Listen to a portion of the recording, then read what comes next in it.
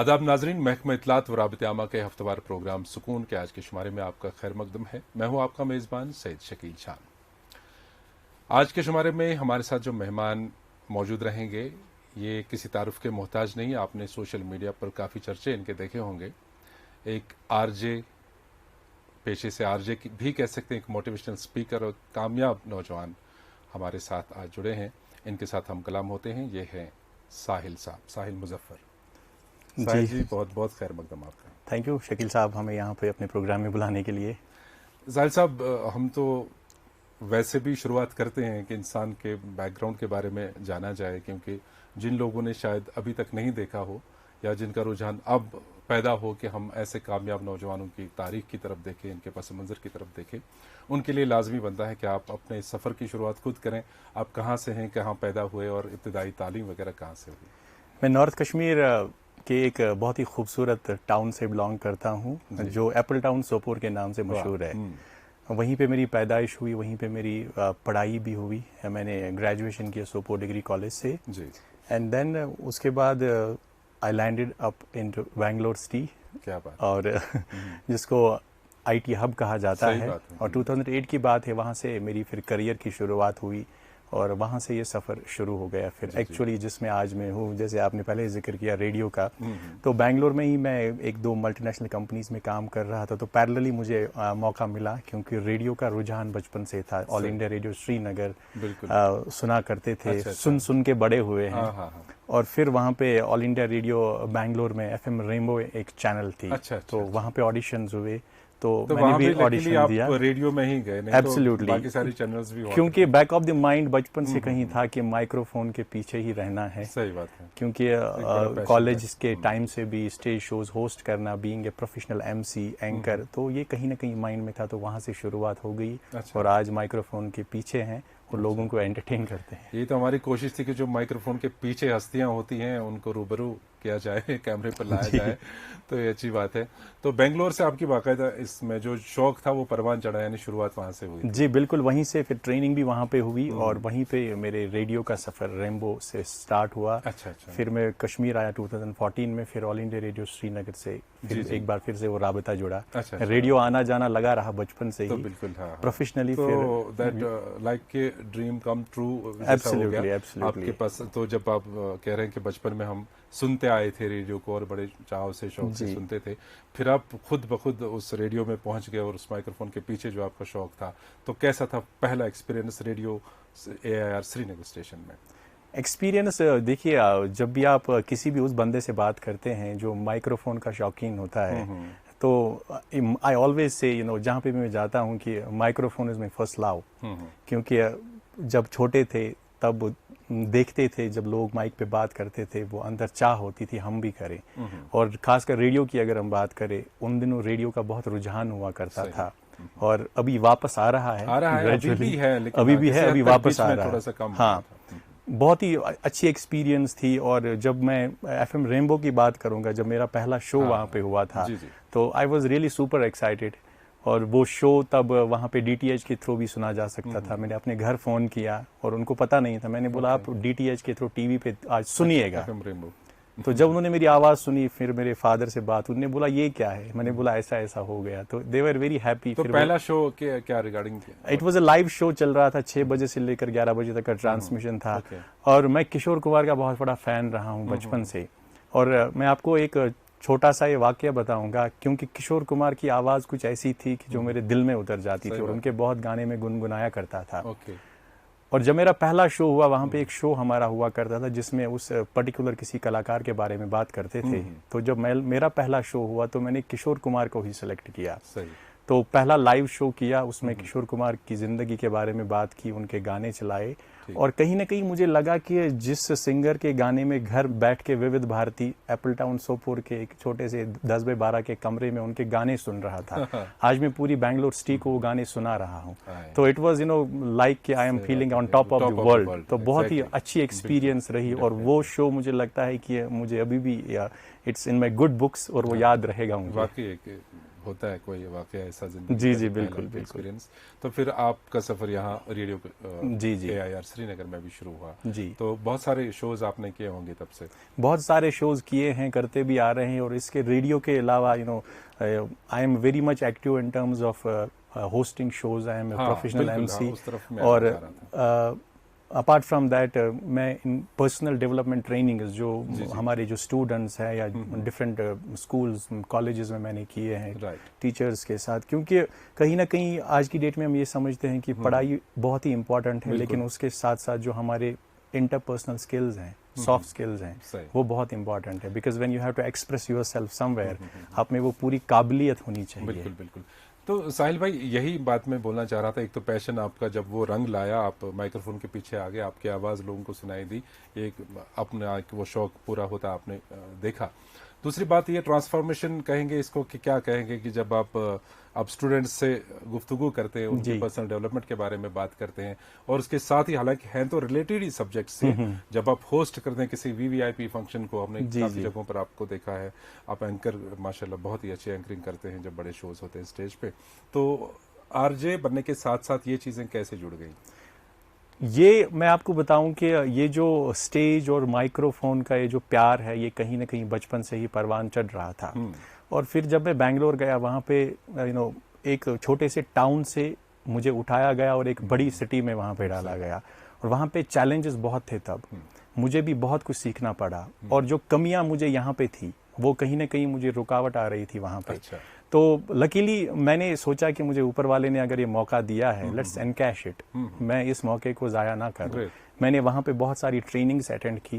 I paid a very handsome amount for trainings. एक दिन की ट्रेनिंग के लिए बहुत, मतलब 5-10 हज़ार रुपये वहाँ पे करने होते थे, क्योंकि वहाँ पे नेशनल और इंटरनेशनल लेवल के ट्रेनर्स आते थे। वो वहाँ पे मोटिवेट करते थे और सिखाते थे कि आपको लाइफ में एजुकेशन के साथ साथ आगे कैसे बढ़ना है।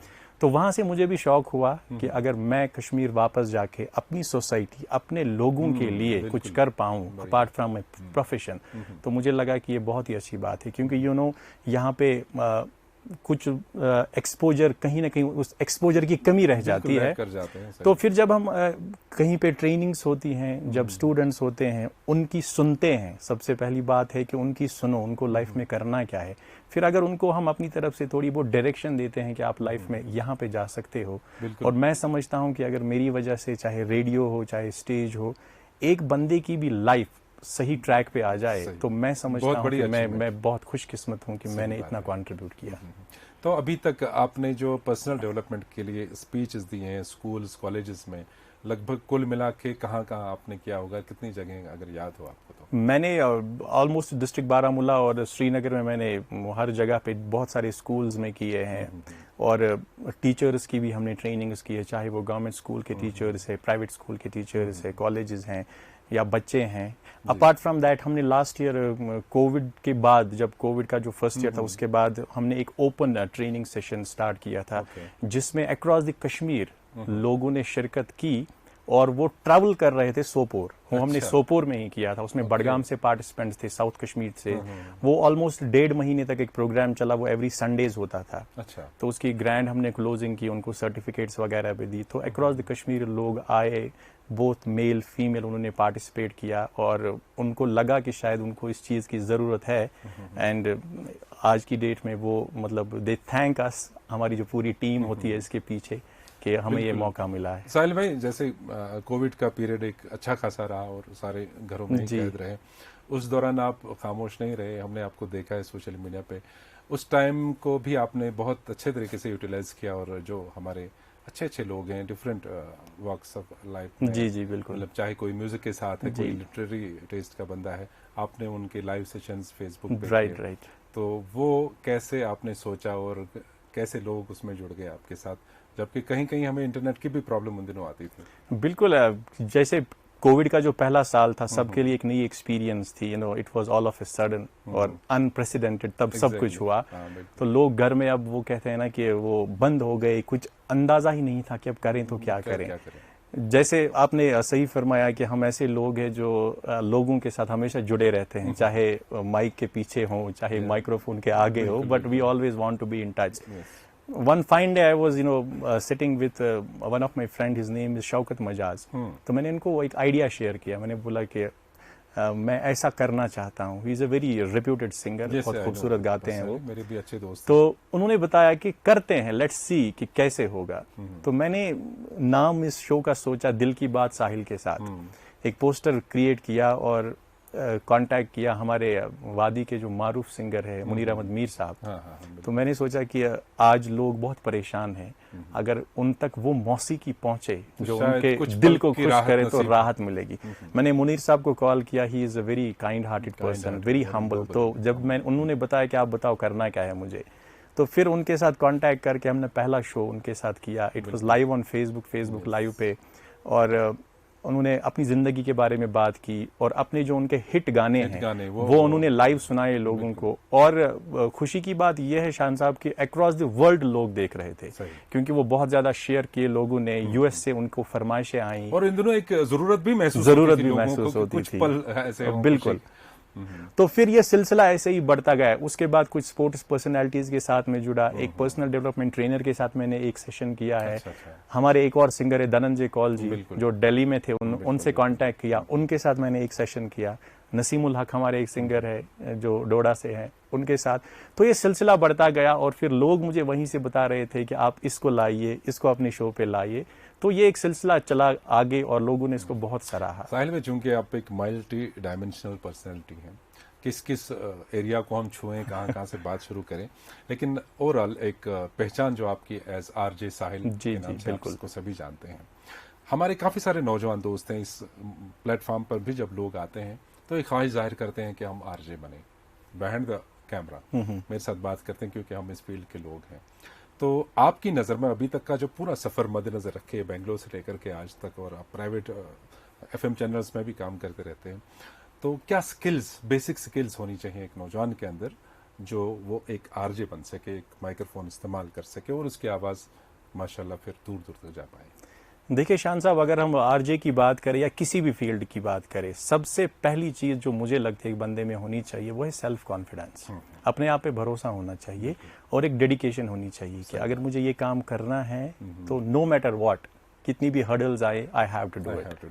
उसके बाद जैसे आपने कहा कि आरजेइंग के लिए स्किल्स क्या चाहिए, उसमें बहुत सारी चीज़ें हैं। माशाल्लाह आपको भी बहुत ही अच्छी नॉलेज है, you are a famous broadcaster, you know it very well. अपने जो व्यूअर्स है उनके लिए मैं ये बताऊं कि सबसे पहले हमारी जो कम्युनिकेशन होती है वो एक बहुत ही इंपॉर्टेंट रोल अदा करती है, चाहे हम आरजे हो या हमारी डे टू डे लाइफ में जो हमारे कम्युनिकेशन स्किल्स है वो बहुत स्ट्रांग होने चाहिए। और जब ब्रॉडकास्टिंग की दुनिया की बात करते हैं वहाँ पे प्रोनाउंसिएशन, डिक्शन, वोकैबुलरी, इन सब चीज़ों का बहुत ध्यान रखना पड़ता है। जो एक प्रोफेशनल हम ब्रॉडकास्टर जिनको आज की डेट में आरजे कहा जाता है, ब्रॉडकास्टिंग वही है, बस नाम चेंज हो गए हैं। जो भी यंगस्टर्स आगे आना चाहते हैं, और आजकल की डेट में बहुत सारे ऐसे इंस्टीट्यूट्स भी हैं जहाँ पे पूरी बाकायदा ट्रेनिंग दी जाती है ब्रॉडकास्टिंग के लिए, वो वहाँ ज्वाइन कर सकते हैं। लेकिन आप घर इसके लिए कोई पर्टिकुलर क्वालिफिकेशन की ज़रूरत नहीं है, कोई डिग्री आपके लिए मैंडेटरी नहीं है। इफ़ यू हैव दो skills, if you know how to talk and connect with people. कई लोगों को मैंने ये बोलते सुना है कि देखिए जी मेरी आवाज़ अच्छी है, मैं ब्रॉडकास्टर नहीं बन सकता, मतलब इस तरह से आवाज़ अच्छी होती है लेकिन लैक उन चीज़ों में करती जो आपने स्किल्स का जिक्र किया, जी बिल्कुल, टोनल क्वालिटी, फिर डिलीवरी, डायलेक्ट, मॉड्यूलेशन, फिर उसमें प्रोनाउंसिएशन का खास ख्याल है, फिर तलफ़ुज़ की अदायगी, किस तरह से बात पे कहाँ दबाव डालना है, कहाँ पे स्ट्रेस नहीं करना है, ये बहुत सारी चीज़ें होती हैं। तो खाली आवाज़ अच्छी होने से कुछ नहीं होता, मामूली सी टिडबिट्स हैं, वो तो पता चला है। अगर आपके पास आवाज अच्छी है तो ये चीजें सीखी जा सकती हैं बाकायदा ट्रेनिंग सेशन में। और आज की डेट में जो आरजेइंग जिसको हम कहते हैं, मोस्टली आज लाइव शोज चलते हैं, 2-2, 3-3 घंटे आरजे को स्टूडियो में लाइव बात करनी है, म्यूजिक चलाना है, तो वो 3 घंटे के लिए जो कंटेंट उसको तैयार करना है, उसके लिए मेहनत करनी होती है, पर्टिकुलर टॉपिक पे बात करनी होती है, करंट अफेयर्स और कनेक्ट करना होता है। और जब हमने ट्रेनिंग की थी, वानी सर्टिफिकेट कोर्स हमने एक प्रसार भारती से किया, वहां पे हमारे ट्रेनर ने बताया कि आप जब रेडियो में माइक के पीछे होते हो, आप बस ये मान के चलो कि मुझे वो एक बंदा सुन रहा है जो प्रोबेबली गाड़ी ड्राइव करके आपको एफएम पे सुन रहा है या हेडफोन लगा के मोबाइल पे आज की डेट में सुन रहा है। आपको उस एक बंदे के साथ कनेक्ट करना है। अगर आप उसके दिल तक पहुंचे तो वो चैनल चेंज नहीं करेगा। तो एक आरजे की सबसे बड़ी कैपेबिलिटी और वर्सेटैलिटी ये होती है कि वो अपने एक लिसनर के साथ कैसे कनेक्ट करे। यही एक एक करके लाखों में भी उसको सुनते हैं और वो कनेक्ट करते हैं। और वही एक इंडिविजुअल के साथ जैसे कनेक्ट करता है तो वही कहानी अंदर अंदर से ही बहुत सारे लोगों की होती है। बिल्कुल बिल्कुल तो अगर हम एक को मान के चले अपना फोकस, तो वह बहुत सारे लोग उस तरह के होते हैं, वो जो गाड़ियों में सुनते हैं उनकी अपनी बात लगती है। बिल्कुल। खैर साहिल भाई, ये बहुत ही खूबसूरत आज हमारा ये सेशन रहता है यहाँ पे, लेकिन वक्त की कैद है। हमारे 15 मिनट का टाइम होता है इस इंटरव्यू का। बहुत ही अच्छा लगा आपसे बात करके। इंशाल्लाह जब भी हमें मौका मिलेगा दोबारा, और नई नई जो मैसेजेस हैं, स्किल्स हैं आरजिंग के हवाले से, मोटिवेशनल स्पीकर बनने के लिए, पर्सनैलिटी डेवलपमेंट ट्रेनर बनने के लिए, वो आप ज़रूर हमारे साथ शेयर करेंगे उस टाइम। फ़िलहाल के लिए हम आपसे इजाज़त लेना चाहेंगे और नाजरीन से भी, और इनको बताना चाहेंगे नाजरीन को कि जितने भी हमारे सुकून के एपिसोड्स हैं और आज का ये स्पेशल एपिसोड, ये हमारे सोशल मीडिया प्लेटफॉर्म्स पर दस्तयाब हैं। हमारी DIPR-J करके हमारा ऑफिशियल फेसबुक पेज है, DIPR-JK हमारी यूट्यूब चैनल, इसी नाम से हमारा ट्विटर हैंडल भी है। हमें हमेशा की तरह आपके फीडबैक का इंतजार रहेगा। आज के प्रोग्राम से दीजिए अपने मेहमान और मेज़बान को इजाज़त। खुदा हाफिज़।